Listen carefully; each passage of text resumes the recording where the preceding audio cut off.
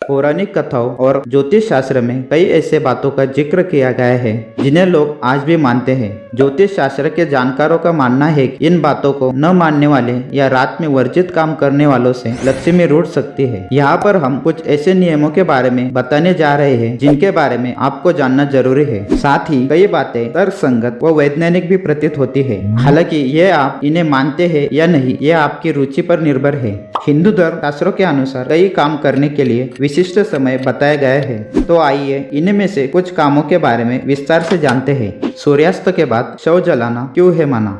गरुड़ पुराण के अनुसार रात में अर्थात सूर्यास्त के बाद दाह संस्कार को हिंदू धर्म शास्त्र के विरुद्ध माना गया है। इसीलिए रात में किसी की मृत्यु हो जाती है तो उसके शव को रखकर सुबह होने तक का इंतजार करते हैं। उसके बाद अगले दिन सूर्योदय के बाद दाह संस्कार किया जाता है। रात में यानी सूर्यास्त के बाद दाह संस्कार करने पर मान्यता है कि स्वर्ग के द्वार बंद हो जाते हैं और नर्क के द्वार खुल जाते हैं। ऐसे में जीव की आत्मा को नर्क का कष्ट भोगना पड़ता है। इसके साथ ही यह भी माना जाता है कि अगले जन्म में ऐसे व्यक्ति के कई अंग दोष युक्त हो सकते हैं। आधी रात को कभी न करे सेलिब्रेशन। आजकल किसी का जन्मदिन हो, शादी की सालगिरह हो या फिर कोई और शुभ अवसर क्यों न हो, रात के 12 बजे केक काटने का लेटेस्ट फैशन बन गए हैं। लोग इस बात को लेकर उत्साहित रहते हैं कि रात को 12 बजे केक काटकर खुशी सेलिब्रेट करनी है। अक्सर ऐसा देखा जाता है कि लोग अपना जन्मदिन 12 बजे यानी निश्चित काल, जिसे प्रेत काल कहते हैं, उसमें मनाते हैं। निश्चित काल रात्रि के 12 बजे से 3 बजे के बीच के समय को कहते हैं। आमजन इसे मध्य रात्रि या अर्धरात्रि का काल कहते हैं। शास्त्रों के मुताबिक यह समय अदृश्य शक्तियों,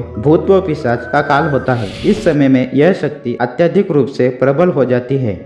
संभोग करने का सही समय। शास्त्रों में स्त्री पुरुष मिलन का एक विशिष्ट समय आयोजित है। विष्णु पुराण में कुछ दिन और कुछ पहर बताए गए हैं जो संभोग करने के लिए उचित नहीं है। संतान का निर्धारण भी प्रतिक्रिया के समय पर निर्भर करता है। धर्मशास्त्र में रात्रि के प्रथम पहर को संभोग के लिए उचित बताया गया है। रात्रि का प्रथम पहर 12 बजे तक माना गया है। रात्रि के प्रथम पहर में संभोग करने पर जो संतान प्राप्त होती है वो भाग्यवान होती है। प्रथम पहर के बाद राक्षसगण पृथ्वी लोक के भ्रमण पर निकलते हैं। ऐसा इसलिए भी कहा जाता है कि मध्य रात्रि से नकारात्मक शक्तियों का प्रभाव बढ़ जाता है। शास्त्रों की माने तो इस दौरान रतिक्रिया से पैदा होने वाली संतान में अवगुण आने की आशंका अधिक रहती है। सूर्यास्त के बाद बाल नहीं काटे। शास्त्रों के अनुसार सूर्यास्त के बाद हमें कई काम करने से बचना चाहिए, क्योंकि उस समय हम देवी लक्ष्मी की पूजा करते हैं और भारतीय पौराणिक कथाओं के अनुसार वह रात में हमारे घर में प्रवेश करती है और निवास करती है। इसलिए उस समय बाल काटना उनका अनादर करने जैसा है।